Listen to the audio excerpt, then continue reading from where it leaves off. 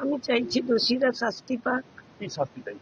আমিও একজন মা, আমি চাইবো না তাদের ফাঁসি হোক, কিন্তু যাবজ্জীবন কারাদণ্ড চাইছি।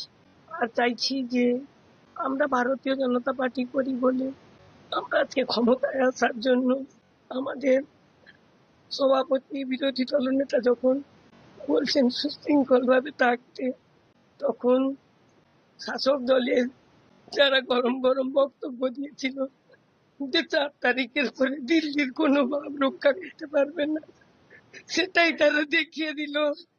আমি আজকে নতুন সরকার যে গঠন করবে তার কাছে জানাবো যে আমার ছেলের এই মৃত্যুর জন্য শাস্তিটুকু হয়।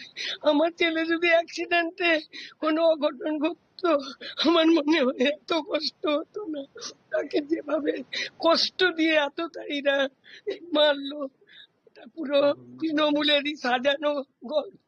কেন শুভেন্দু বাবু মমতাকে হারিয়েছে, যার জন্য আমার মনে হয় এই প্রতিশ্রুতি